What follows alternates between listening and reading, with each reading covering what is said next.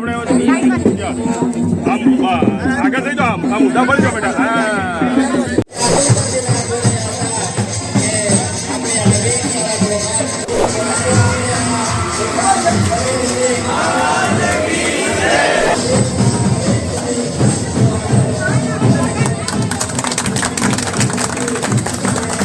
લોકાર્પણ કરવા જઈ રહ્યા છીએ ત્યારે સાહેબ શ્રી માનનીય મંત્રી સાહેબ શ્રી ગુજરાત સરકાર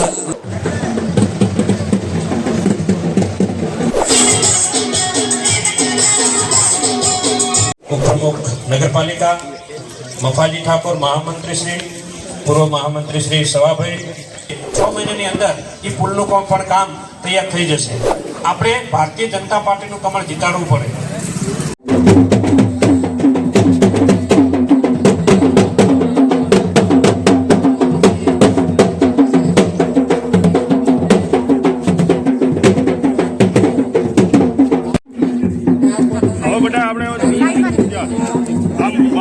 આગળ થઈ જાઓ, આમ ઊંધા પડી જાઓ બેટા. ચલો ધીરે ધીરે.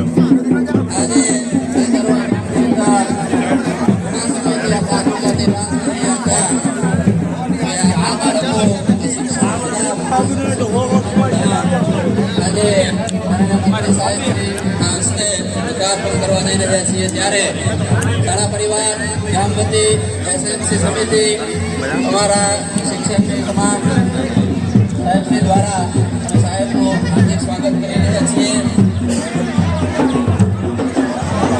લોકાર્પણ કરવા જ્યારે માનનીય મંત્રી સાહેબશ્રી આપણી નવીન શાળા લોકાર્પણ કરવા જઈ રહ્યા છીએ.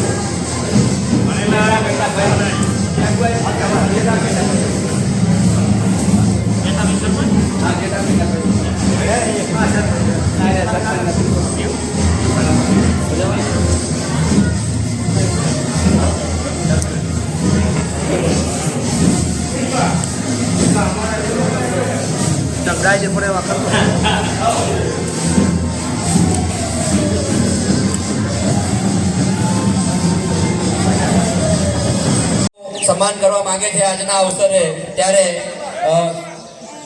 ઠાકોર સમાજના યુવાન તાળીઓથી આપણે સાહેબશ્રીને વધાવીશું આજના લોકાર્પણ કાર્યક્રમ અંતર્ગત.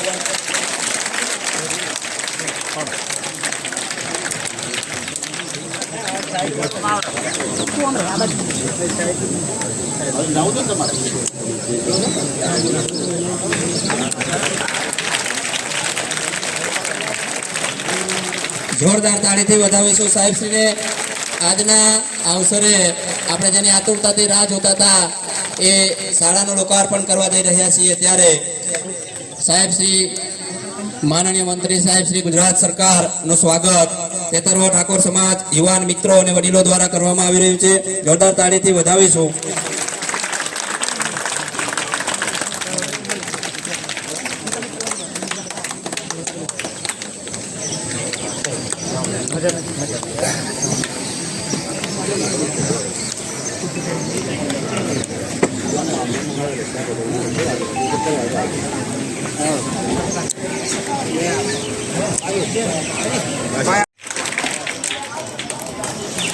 સવાભાઈ એમનું સ્વાગત પૂર્વ મહામંત્રી શ્રી એમનું સ્વાગત કરશે ભારતીભાઈ કચડાભાઈ ઝડપ રાખજો.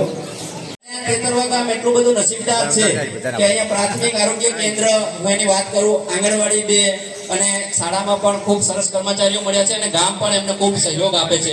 ક્યારેય અમને કોઈ કરણીગત થઈ નથી. જ્યારે પણ અમારે તકલીફ પડે ઉપપ્રમુખ નગરપાલિકા મફાજી ઠાકોર મહામંત્રી શ્રી, પૂર્વ મહામંત્રી શ્રી સવાભાઈ, રામભાઈ પૂર્વ ડેલિગેટ, સરપંચ શ્રી, પૂર્વ સરપંચ શ્રી, ઠાકોર સેનાની ટીમ, શિક્ષક મિત્રો, આગેવાન વડીલો, યુવાનો, માતાઓ, વિદ્યાર્થીઓ અને પત્રકાર મિત્રો, તમામને મારા વંદન. આમ તો વાત કરીએ જ્યારથી તમે બધે આશીર્વાદ આપી અને આ વિસ્તારની અંદર ભારતીય જનતા પાર્ટીનું કમળ ખીલ્યું ત્યારથી આજ દિવસ સુધી વિકાસના કામો અટક્યા નથી. હમણાં રાજુભાઈએ વાત કરી એમ કે આ વિસ્તારને ઉનાળાની અંદર પાણીની જરૂરિયાત હોય, બધાએ રજૂઆત કરી અને રજૂઆતને માન્ય રાખી અને આપણા સીએમ સાહેબ ભૂપેન્દ્રભાઈ પટેલ સાહેબને રજૂઆત કરી અને તરત જ નિર્ણય લેવડાવી અને આ વિસ્તારને 30 સુધી પાણીનો ચાલુ રહે એના માટે મોટો નિર્ણય આપણા સીએમ સાહેબે પણ ક્યારે કર્યો? જ્યારે તમે અહીંથી કમળ જીતાડ્યું ત્યારે. જો કમળ ન જીતાડ્યું હોત તો આપણે પાણીની આશા ના રાખી શકો.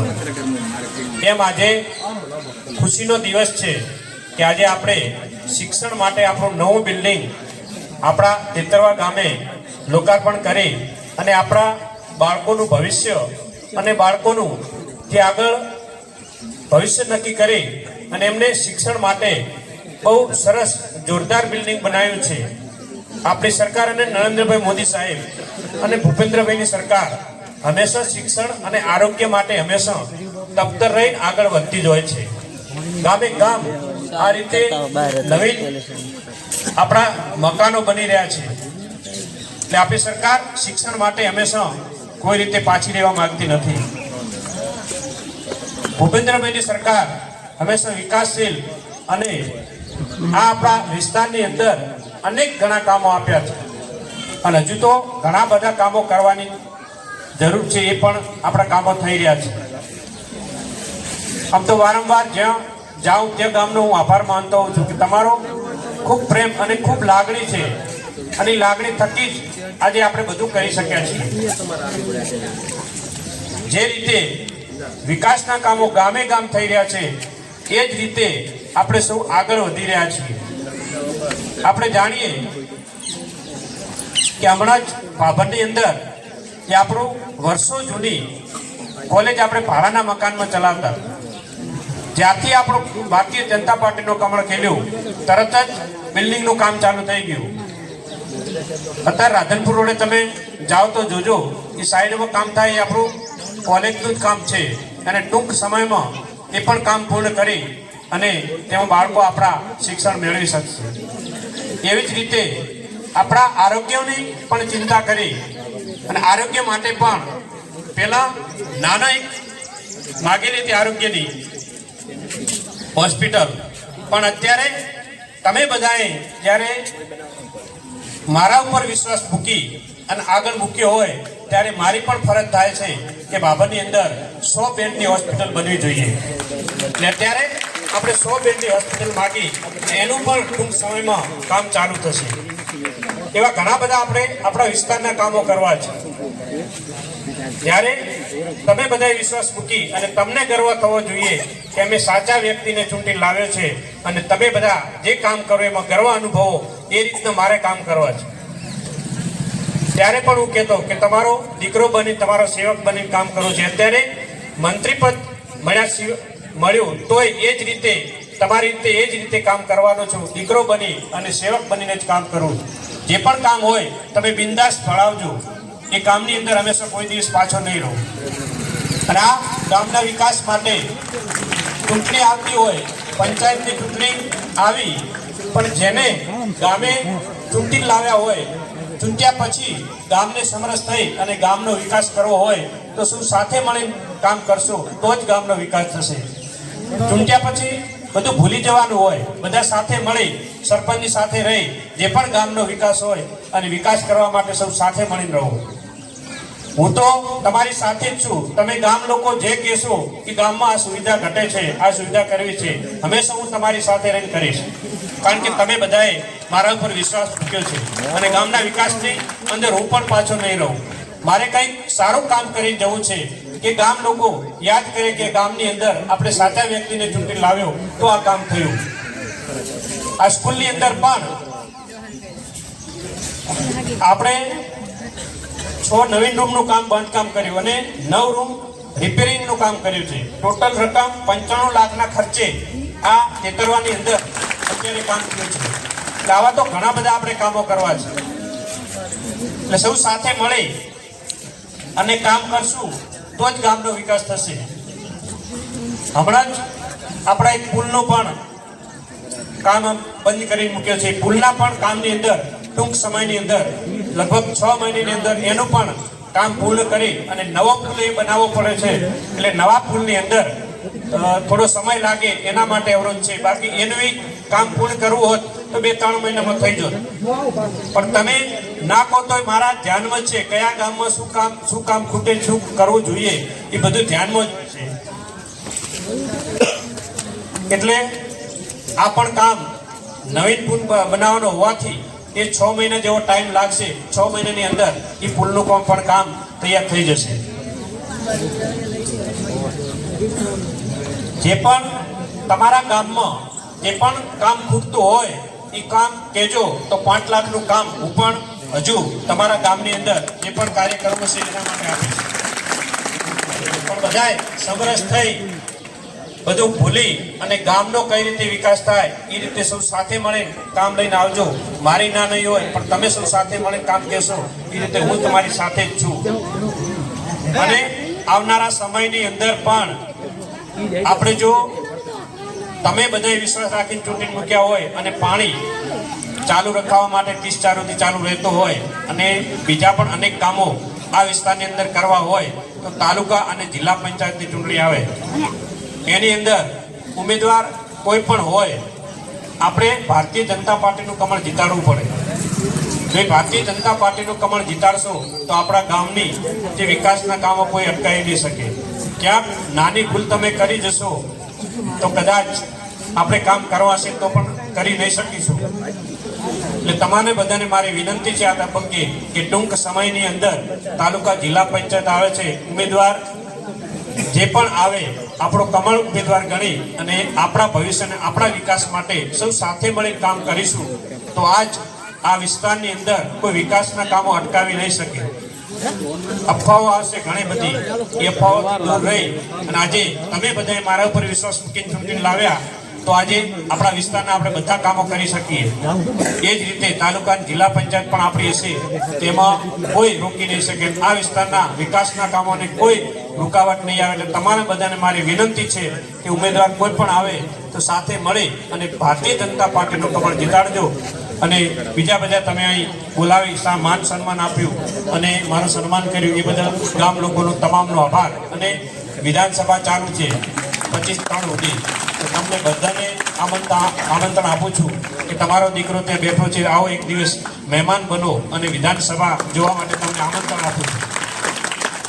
મારાથી ક્યાંય નાના મોટી ભૂલ થતી હશે પણ માફ કરજો. કંઈ વડીલો હોય તો સૂચના આપજો, એ પણ સુધારી અને આપણા વિસ્તારનું વિકાસનું કામ કરવું છે. એટલે તમને બધાને ખૂબ ખૂબ અભિનંદન પાઠવું છું કે તમે સૌ સાથે મળી અને આજે આ નવીન આપણા વિદ્યાર્થીઓ માટે લોકાર્પણ કર્યું એ બદલ તમને ખૂબ ખૂબ અભિનંદન. અસ્તુ. ભારત માતા કી જય.